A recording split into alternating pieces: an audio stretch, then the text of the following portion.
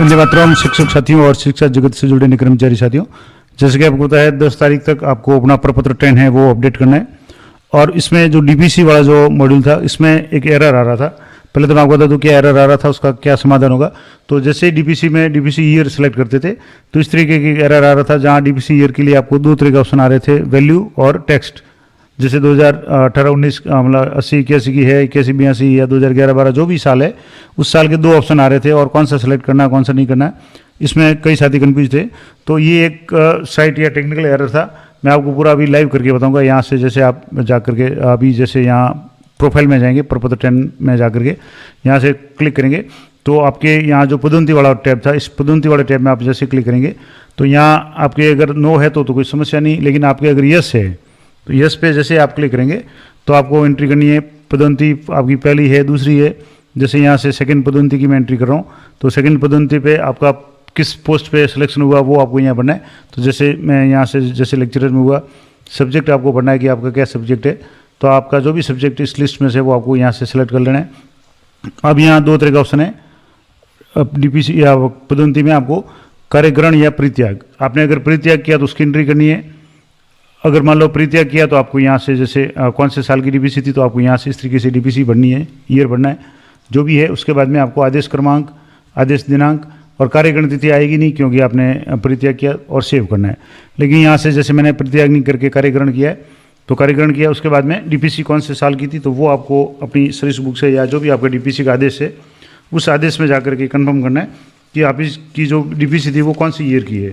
तो यहाँ से जैसे डीपीसी मान लो 18-19, 19-20, 22-23 जो भी साल की डीपीसी आपकी थी, तो यहाँ जैसे 19-20 की जो डीपीसी थी तो मैं यहाँ जो लिस्ट में से यहाँ जो एरर आ रहा था मैं आपको बता रहा था, यहाँ जो एरर अभी सही आ रहा है। जैसे पहले ये जो था 80-81 इसमें दो तरह की वैल्यू आ रही थी, एक तो वैल्यू आ रहा था, एक टेक्स्ट आ रहा था और यहाँ से सेलेक्ट का ऑप्शन आ रहा था। लेकिन ये एरर अब हट गया। अब यहाँ से सीधे ही आपके जैसे 18-19, 19-20 इस तरीके से जैसे 19-20 अगर मैं सेलेक्ट करना चाहूँ तो यहाँ 19-20 ईजिली सेलेक्ट हो रहा है। अब आपको यहाँ आपके जो भी आदेश क्रमांक है वो आदेश क्रमांक आपको एंटर करने।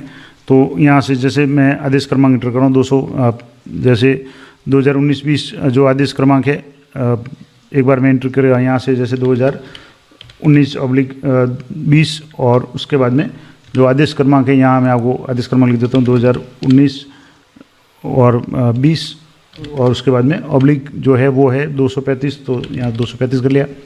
अब आदेश की दिनांक यानी किस तारीख को आदेश जारी हुआ था, तो जो आदेश है 22/6/2019 को जारी हुआ था। तो यहाँ से कैलेंडर से 22/6/2019 सेलेक्ट कर लिया और जून यहाँ से जून कर लें और 22 जून 2019 ये तो आपके आदेश हो गया। अब इसके बाद में कार्यग्रहण है, तो कार्यग्रहण कब किया है, तो जो भी आपके कार्यग्रहण की तारीख है वो आपको यहाँ भरनी है। तो मैं यहाँ जैसे 26/6/2019 तो 26/6/2019 यहाँ से जैसे 2019 भर दिया, जून भर दिया, यहाँ से जून सेलेक्ट कर लिया और 26/6 यानी 26/6/2000।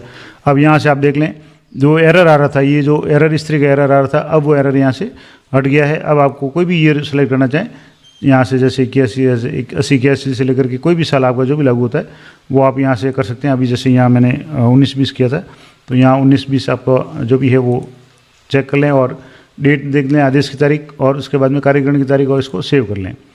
कुछ सेकंड का आपको प्रोसेसिंग का समय लगेगा, उसके बाद में ये सेव हो जाएगा। अब सेव होने के बाद में यहाँ से आप इसको सेव कर सकते हैं और उसके बाद में आपको लॉक करना है। लेकिन आपने यहाँ से कोई गलती कर ली, आदेश क्रमांक वगैरह अगर कोई गलत आ गया तो आप यहाँ एडिट पे जाकर के इसको एडिट भी कर सकते हैं। जब तक आप इसको यहाँ से तो फर्स्ट डीपीसी फर्स्ट है, किस पोस्ट पे डीपीसी हुई, किस सब्जेक्ट में हुई, कार्यग्रहण किया या परित्याग किया, कौन से साल की डीपीसी है, आदेश क्रमांक क्या है, आदेश की दिनांक क्या है और कार्यग्रहण क्या है। तो इस तरीके से आप ये यहाँ से आप इसको कर सकते हैं। तो ये जो एरर आ रहा था मैंने आपको बता दिया कि क्या एरर आ रहा था। यहाँ से वापस इसको अगर मान लो एक बार जैसे यहाँ से वापस यस करके आप क्लिक करेंगे तो आपकी जो भी एंट्री की हुई है वो एंट्री यहाँ से आपके शो हो जाएगी। इसको जैसे अभी तक ये पेंडिंग आ रहा है तो इसको अपडेट जब तक नहीं करेंगे तब तक ये अपडेट नहीं होगा। तो यहाँ से ये अपडेट हो गया। अब दोनों आ रही है, फर्स्ट डीपीसी और सेकंड डीपीसी। तो पदोन्नति की डिटेल्स आपको कैसे भरनी ये मैंने पूरा आपको लाइव बता दिया। और जो एरर आ रहा था इस तरह का एरर, वो एरर अब समाप्त हो गया। ये एक टेक्निकल एरर था, कई साथी 2 दिन से परेशान हो रहे थे, आज इसका निवारण हो गया। तो आप आराम से इसकी प्रपत्र जो 10 है उसमें डीपीसी वाला जो मॉड्यूल है इसकी एंट्री आप आराम से यहाँ से कर सकते हैं। जो 5वें नंबर पे है पदोन्नति प्रमोशन वाला, तो इसको आप आराम से इसको फिल कर सकते हैं। और अगले वीडियो में मैं आपको बताऊंगा कि जैसे मैंने एक तो बताया था आपको कि परीक्षा परिणाम कैसे भरना है, तो उसके लिए आपको 5 साल का भरना है।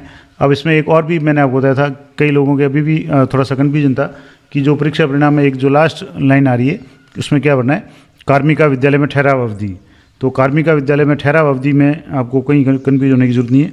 यानी इस सत्र के दौरान जिस सत्र का आप भर रहे हैं, यहाँ से जैसे मान लो सत्र 21-22 का भर रहे हैं, तो 21-22 के सत्र के दौरान कार्मिक है वो इस अवधि में अगर मान लो पूरे समय में या पूरे अवधि में अगर कार्यरत है उसी विद्यालय में या, तो आपको यहाँ से जैसे कार्मिक का ठहराव है 1 जुलाई से लेकर के, जैसे 1 जुलाई 2021 से लेकर के 30 जून 2022 तक आपको भरना है। तो जो भी आपके लागू होता हो वो आपको भरना है।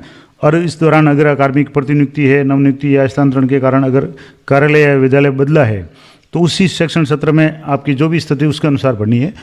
कई लोग यहाँ कन्फ्यूज हो रहे हैं कि ये कार्मिक का विद्यालय में ठहराव है तो कब से कब तक है, वो ठहराव नहीं है। आप पर्टिकुलर सेशन में इस सत्र में आपका ठहराव क्या था वो आपको इसमें पढ़ना है। तो ये भी कन्फ्यूजन है वो दूर हो गया। और भी अगर इस संबंध में आपके कोई कमेंट है तो मैं कोशिश करूँगा इनका जवाब देने का।